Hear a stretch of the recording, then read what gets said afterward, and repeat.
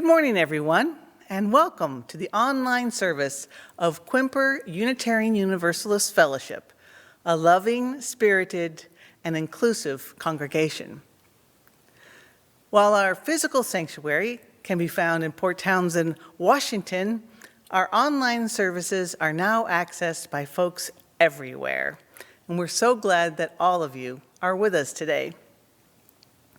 As we prepare for this hour together, let us take a few deep breaths now to settle our minds and fully enter into this moment.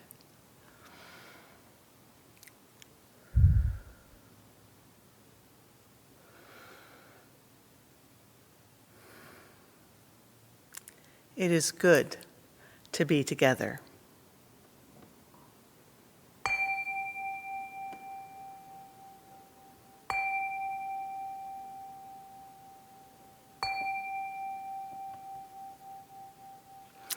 We will now hear our prelude. It is entitled Jazz Alleluia, and it's by Thomas Benjamin and will be performed by Helen Lauritzen on piano and Al Thompson on saxophone.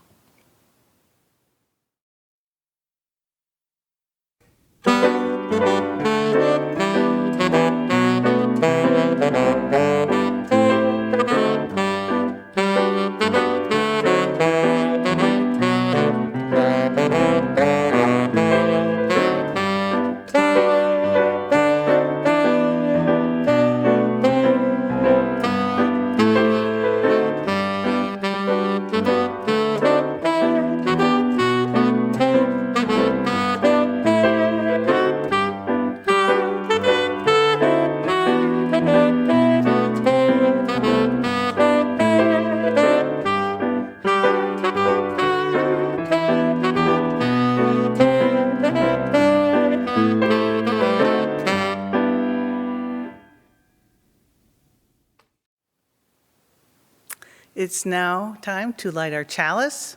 So if you have one with you, this is a good time to bring out the matches. The chalice lighting words are my own. To love, to share, to serve. This is our shared aspiration as a religious community. To love, to share, to serve. May the lighting of this chalice rekindle this shared calling as we enter into this sacred hour.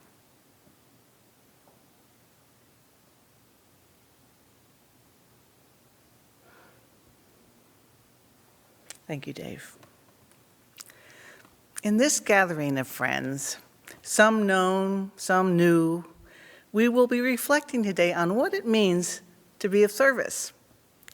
It's my hope that our service today will help inspire each of us to respond to those in need and also to receive the hand that is offered to us. We now welcome our Director of Family Ministries, Beau Ohlgren, who will lead us in our story for all ages. Good morning, everyone. Today, our sermon is about how we can be of service to one another. And that reminded me of a very special story by Pat Miller about a girl named Tanisha. This is Be Kind. Tanisha spilled grape juice yesterday, all over her new dress. And everyone laughed, and I almost did, but my mom always tells me to be kind, so I tried. I don't think it worked. I said, "Purple is my favorite color."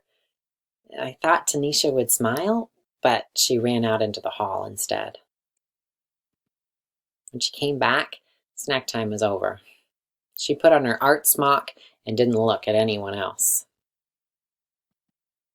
I almost told Tanisha that art was my favorite class, but I didn't want her to leave again. So I painted purple splotches and then added some green until I had a bunch of beautiful violets. And while I painted, I thought about Tanisha. Should I have handed her my napkin? Let her borrow my sweatshirt? Spilled my juice so everyone stared at me instead? What does it mean to be kind anyway? Maybe it's giving, like making cookies for Mr. Rinaldi, who lives alone. Or letting someone with smaller feet have my too tight shoes. He might win races in them too. Maybe it's helping, like putting dirty dishes in the sink. Or cleaning up after Otis, our class guinea pig. He's a very messy eater. Maybe it's paying attention. Telling Desmond I like his new blue boots, or asking the new girl to be my partner, and listening to Aunt Franny's stories, even the ones I've heard before. Being kind should be easy. My mom says the quickest way to be kind is to use people's names. But being kind can be hard too, even when you know what to do. Teaching someone something that I'm good at is really tricky, even when I'm patient. And sticking up for someone when other kids aren't kind is really hard and really scary. Maybe I can't solve Tanisha's grape juice problem. Maybe all I can do is sit beside her in art class and paint this picture for her, because I know that she likes purple too. Maybe I can only do small things, but my small things might join small things other people do, and together they could grow into something big. Something really big, so that all of the bigness of our kindnesses spills out of our school and spreads throughout town and travels across the country and goes all the way around the world. Right back to Tanisha and me, so we can be kind again and again and again.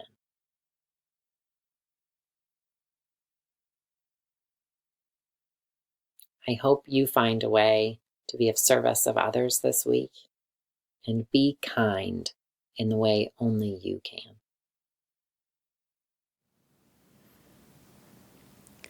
Good morning. I'm Colleen Johnson, your newly elected president of the Board of Trustees. Terry Copeland is the vice president. Carl Bach returns as secretary, and Penny Ritterbush as treasurer, or as we sometimes call her, our treasurer. Okay. We say goodbye to Nils Peterson and to Rob Wamstad and to Pam Daly. And there aren't enough words to thank them for their service. We welcome the newly elected members, Virginia Nixon, Francis Lubert, and David Covert, who will serve with members at large, Gary Nelson and Roger Delmar. Okay. And we are here to serve you. We're here to represent you. We're here to work with the minister and the staff and the volunteers to honor all those things which make QUUF so important to us. And so, in the words that have been associated with QUUF since almost the beginning, we pledge to love, to share, to serve. Thank you.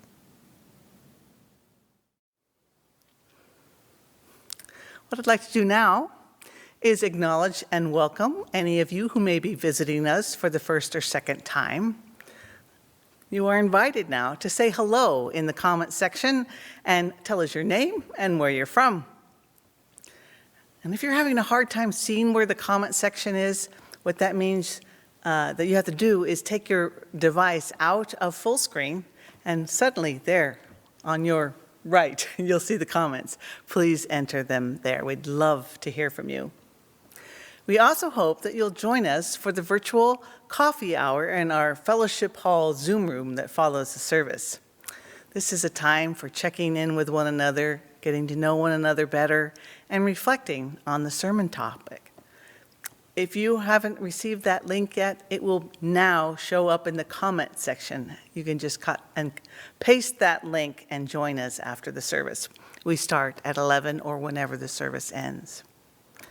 So welcome, everyone. We're so glad you're with us today. It's now time for our offering. Our collection today will go towards the building, program, and staff here at QUF. I hope that you will help sustain this organization. If you're able to do so, you can do it in one of three ways. You can either text the amount you'd like to give to the number that's showing now at the bottom of the screen, or you can go to our website, quuuf.org, and click on the Giving button, or you can simply mail us a check to QUF. And with that, we will now gratefully receive your offering as we listen to Al Thompson and Helen Lauritzen perform the Navy Hymn by John Bacchus Dykes. It is arranged by Lauritzen.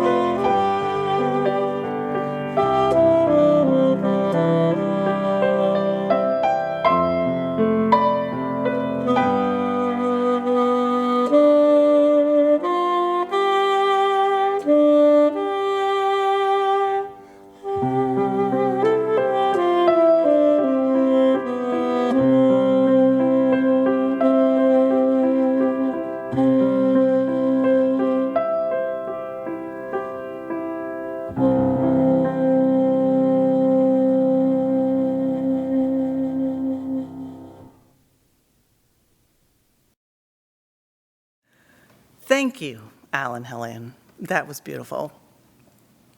It's now time for us to share the joys and sorrows of our congregation, recognizing that our own personal joys and sorrows are only a fragment of the joys and sorrows of the larger community of life. And thus, we always begin by placing a stone first. Today, we do so thinking in particular of all the cats, dogs, birds, wildlife, and people who were spared some of the stress and anxiety that typically comes with the noise and smoke of traditional 4th of July fireworks displays. This year was quieter for you. And for those of you for whom fireworks have been a relished family tradition, we acknowledge your sacrifice during this time of pandemic. And so we place this first stone in recognition of the complexities of this holiday at this time in our national history. And now, within the congregation, we begin by lighting a candle of joy for Gale County, who turned 75 years old this week. She tells us that she would have loved to invite you all to a big birthday party so she could hand out the party favor she's given out since she was 5 years old. Sparklers. But alas, you'll all have to sparkle without her during this coronavirus.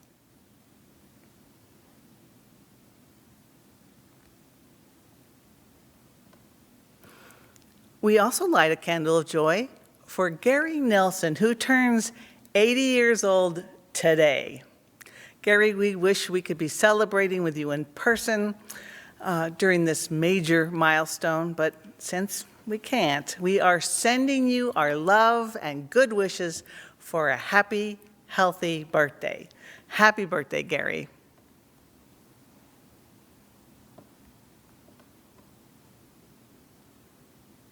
And now we place a final stone, holding in our hearts the joys and sorrows that I've just shared, but also thinking of such joys and sorrows among us that are unexpressed, but of no less importance.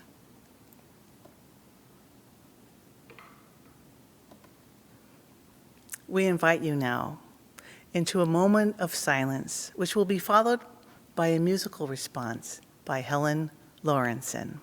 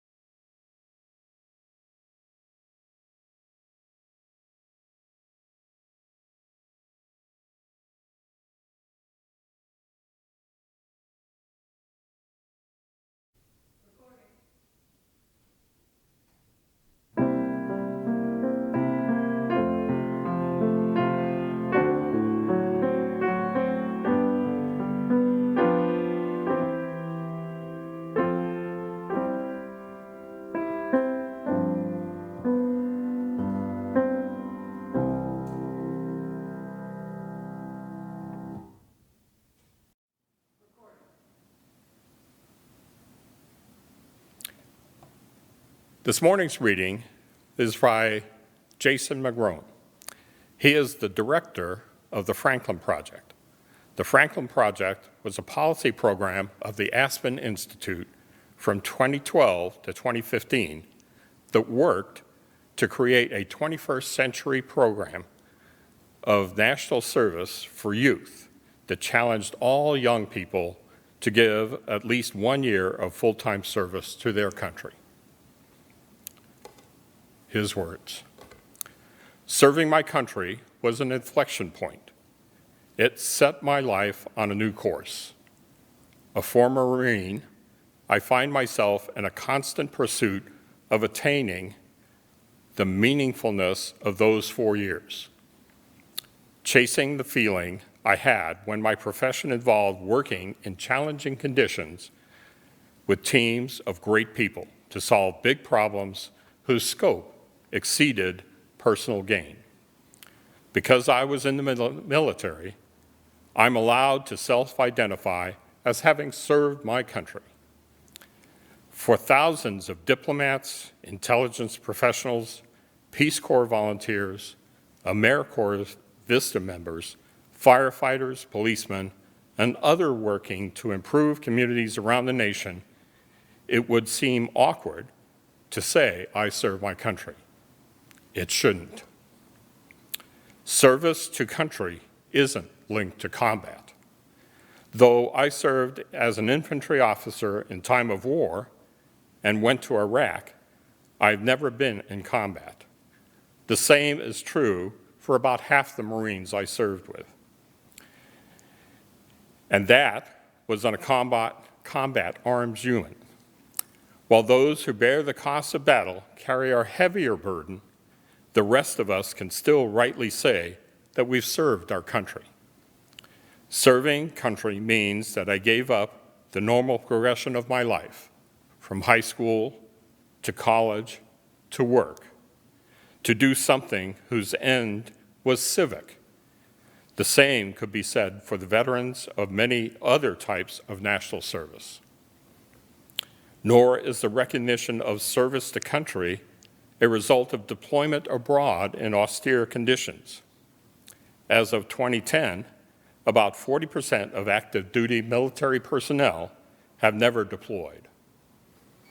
That statistic is dated, and the Department of Defense has undertaken measures to share the burdens of war more evenly across the department in recent years, but it is still instructive.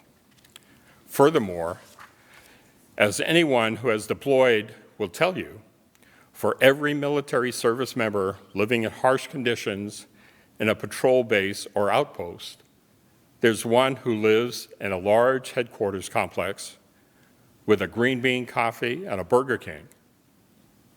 Peace Corps volunteers in sub-Saharan Africa and city year members living on a small stipend in places like Chicago, Cleveland, and Detroit certainly deal with more austerity than troops serving in the States or abroad on large headquarters complexes.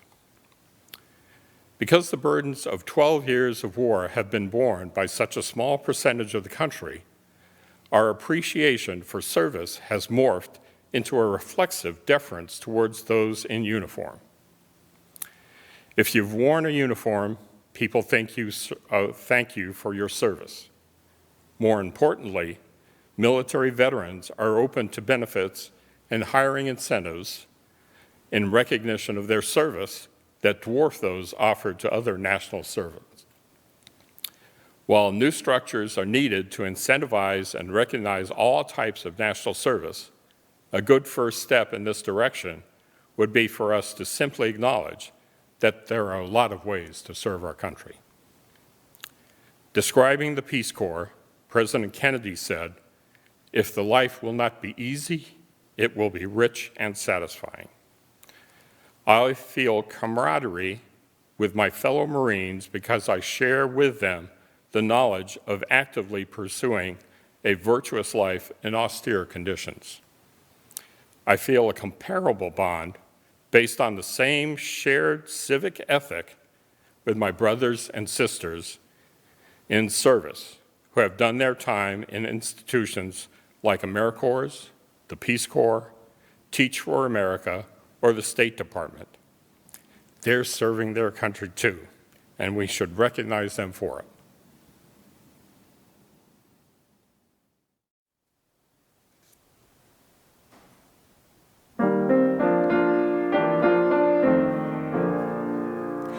Let freedom span both east and west, and love both south and north, in universal fellowship throughout the whole wide earth, in beauty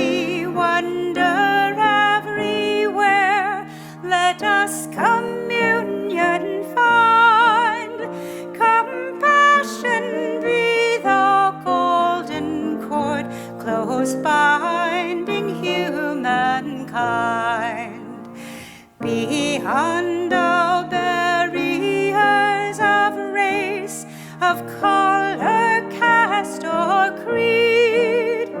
Let us make friendship, human worth, our common faith and deed. Then east and west will meet and share, and south will build with north, one human commonwealth of good throughout the whole wide earth. One human commonwealth of good throughout the whole wide earth.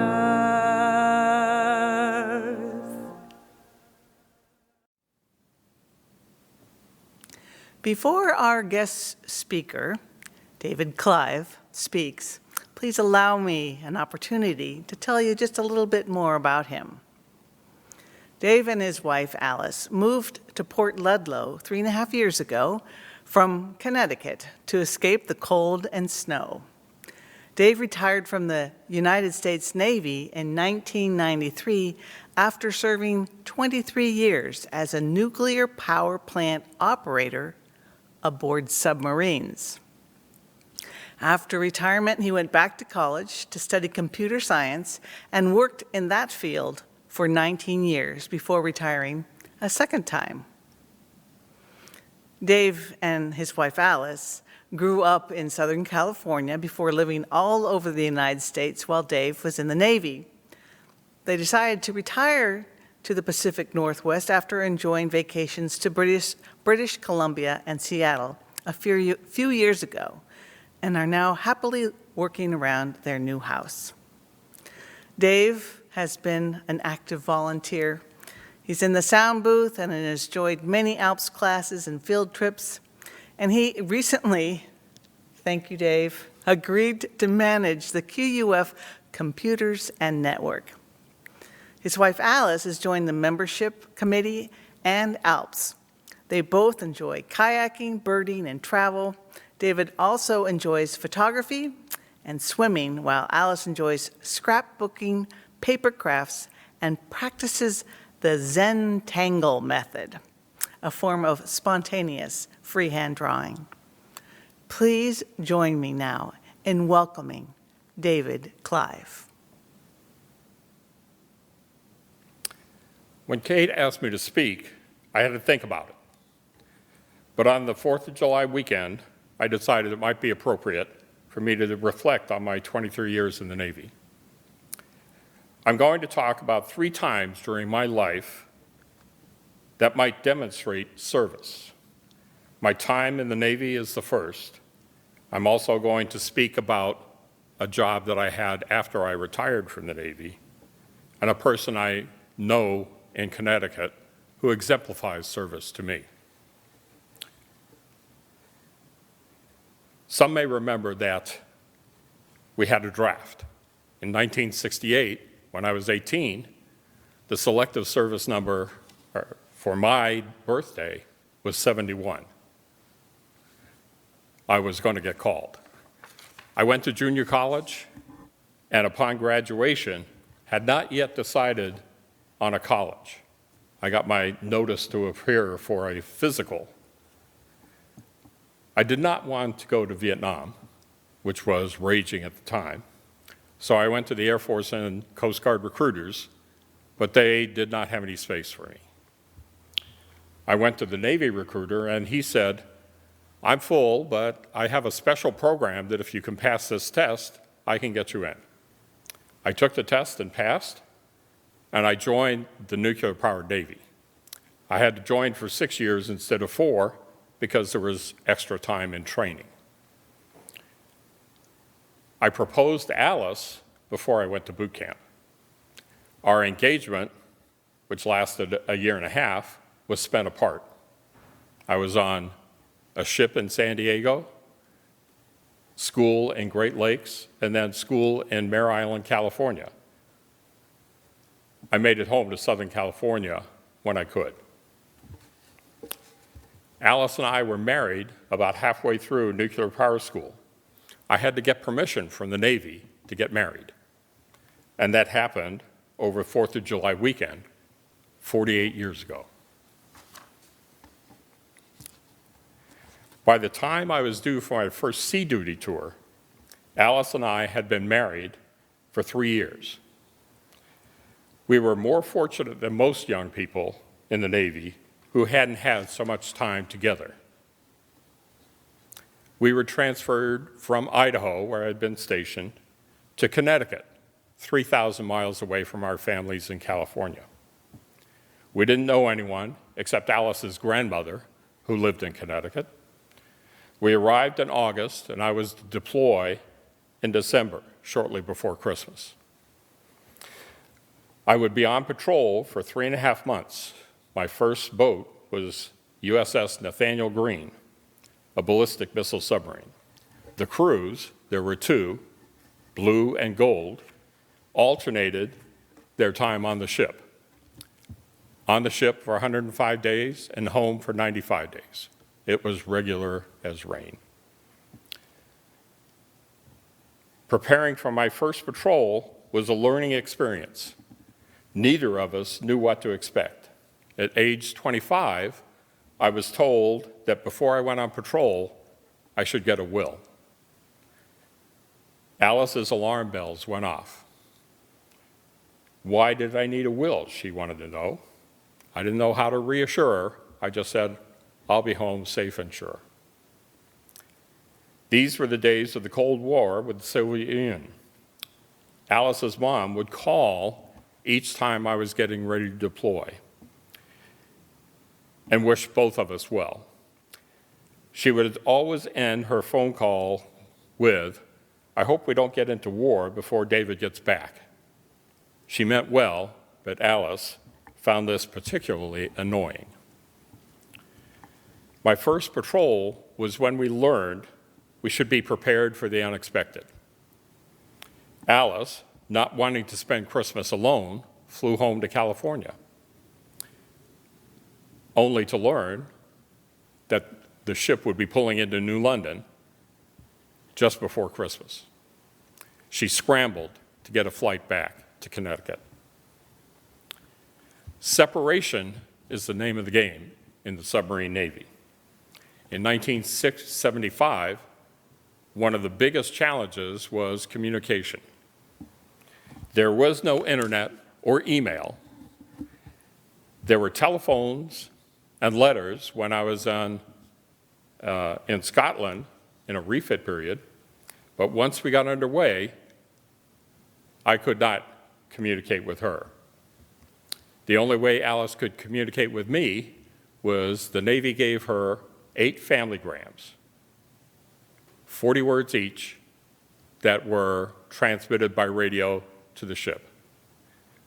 We really appreciated getting those messages because they gave us what was going on in the world, because we really didn't know. We were luckier than some of my colleagues who were assigned, separated even longer than Alice and I. I calculate that I spent over 1,600 days away from home. That's more than 4.5 years. In addition, I spent 5 years working rotating shift work at nuclear power plants for training. The other big challenge for us was living away from family. They were 3,000 miles away. Luckily, we got pretty good at arriving in a new town and getting about the business of finding a support structure and friends. I'd like to tell you just a little bit about life on board a submarine. The boat was 425 feet long, 33 feet in diameter, 3 decks high, and had 6 compartments. The crew consisted of 130 men, no women on board submarines in that day, divided into 3 watch sections, 6 hours on watch, 6 hours after watch doing maintenance, studying, or relaxing, and 6 hours sleeping. I'm still on that schedule today. I still sleep 6 hours a night. We purified our own water, made our own oxygen to breathe. We removed carbon dioxide and carbon monoxide. We could stay underwater as long as we had food. After about 2 weeks underway, we ran out of fresh fruit, vegetables, and milk, and I love milk. After halfway night, eggs were eaten with caution. I was fairly senior by the time I went to sea, but until I made chief, my bunk was in a compartment with from 14 to 60 other men. A bunk is 18 inches wide, 18 inches high, and 6 feet long. Ask Alice how I used to get out of bed after coming back from patrol. All my personal effects had to fit in a small locker. Homecomings were always joyous events. After returning from one patrol, Alice asked me what I missed most. I told her the thing I missed most was blue sky and rain. I guess I have that now. After my initial 6-year commitment to the Navy was completed, I re-enlisted for another 4 years. I had completed 2 years of sea duty, and as an instructor, I was allowed to go to 3 years of shore duty. I chose to go to nuclear power school in Orlando, Florida, to teach. There's a saying in the Navy, the Navy wife is the toughest job in the Navy. I'm proud of Alice, who found her own way to serve. On Alexander Hamilton, she served as the ombudsman, the conduit between the captain of the ship and its families. This position is appointed by the captain and is crucial to supporting the families while the crew is at sea. At times, serving in this capacity was tough, as it exposed her to the darker side of what can go wrong when families aren't able to cope with long-term, ongoing separation. But she was an effective ombudsman. Knowing she was able to make a difference gave her a special sense of satisfaction and service. I retired from the Navy at age 43, which gave me time for another career. This was another big decision for us. After 23 years of living away from home, or in our families in Southern California, it was now in our power to go where we wanted. Up until then, we saw family at Christmas time, with phone calls in between. I knew I wanted to return to college and major in computer science. Connecticut offered free tuition for veterans. I became a resident of the state of Connecticut and went to college at Central Connecticut State University. Following college, I worked for Connecticut Community Care Incorporated, or CCCI, from 1997 until I retired in 2016. CCCI is a nonprofit corporation whose mission is to provide case management for elderly and disabled persons so that they can live in home instead of going to a nursing home.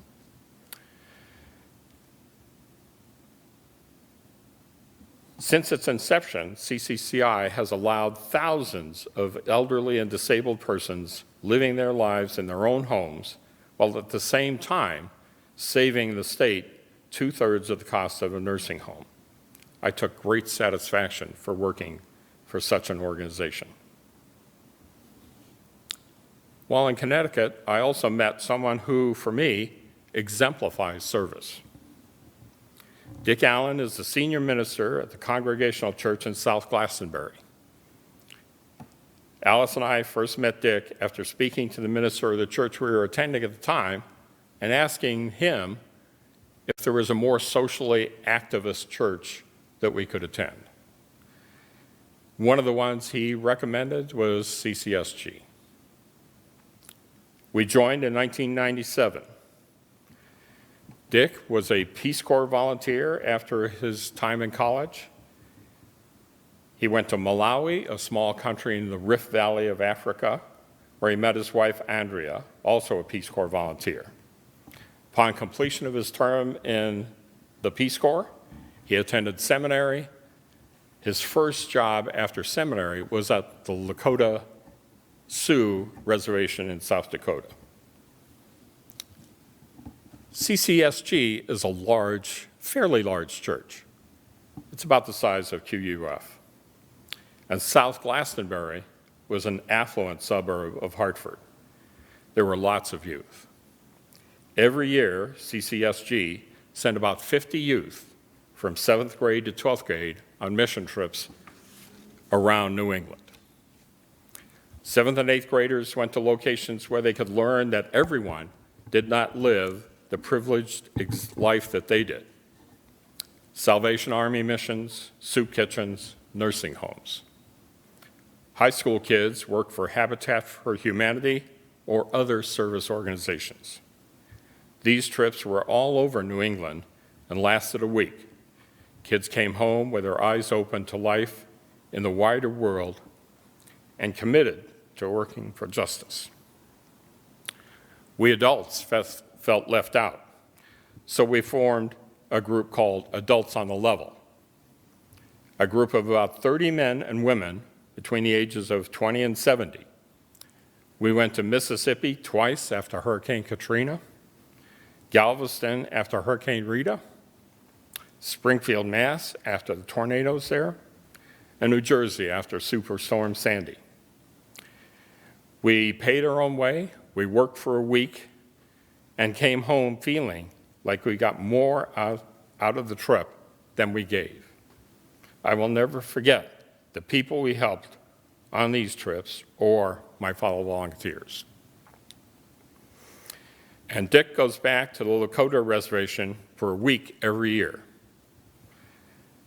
Through his influence, CCSG has adopted an orphanage in Malawi for children whose parents died of AIDS. And Dick leads mission trips there every couple of years when he has a sabbatical. To me, this exemplifies service, doing for someone what they cannot do by themselves, expecting nothing in return, and yet receiving much. In our reading today, the author noted that there are costs for many types of service. In my case, separation from family was the major one. I am proud to have served my country in what I have done, and I appreciate it when a stranger thanks me for my military service. But there are others who deserve recognition for their service as well, and perhaps they are even more deserving. This is even more apparent in this time of COVID-19. Those who have served faithfully and perhaps not as visible have suddenly had to face a myriad of costs and hazards that appeared out of the blue and are just as life-threatening as anything a member of our military has had to face. Doctors, nurses, bus drivers, taxi drivers, grocery clerks, hospitality workers, teachers, daycare workers, firefighters. The list goes on and on. We owe a debt to each one of them.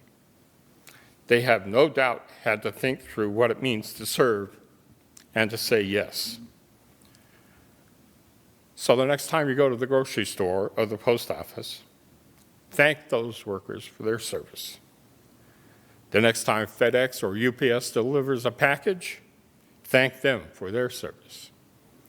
And the next time you go to the hospital or to your doctor's office, thank the doctors, nurses, and all the staff for their service. Service is something we do for each other.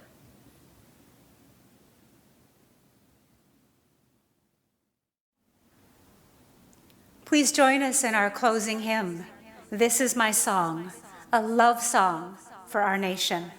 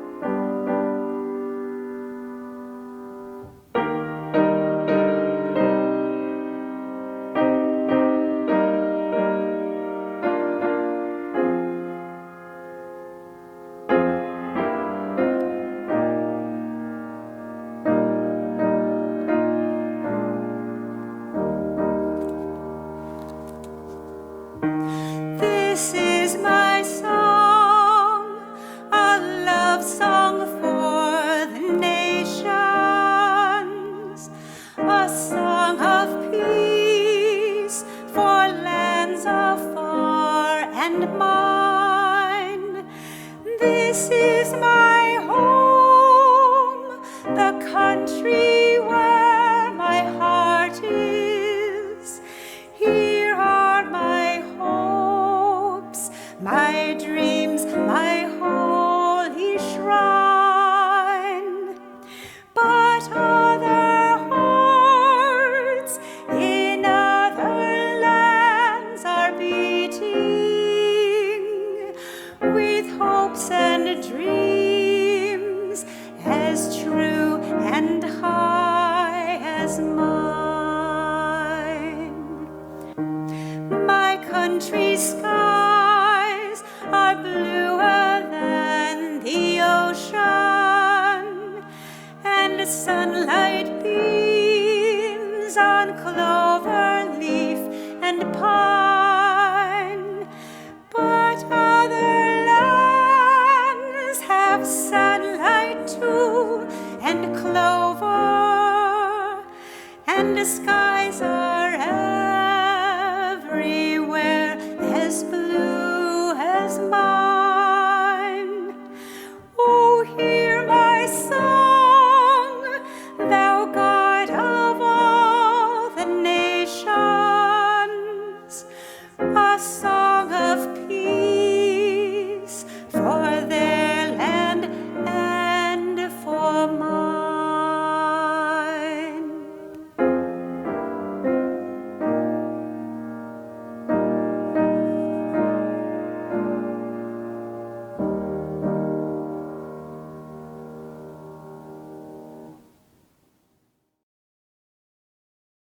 Nice singing, everyone. It's now just about time to extinguish our chalice. But before we do that, I want to remind you that our guest speaker next week is longtime QUF member Carrie Andrews. And the title of her sermon is Now I Become Myself. I hope to see you there.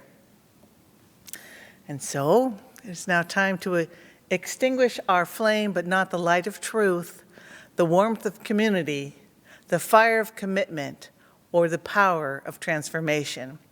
These we carry in our hearts until we are together again.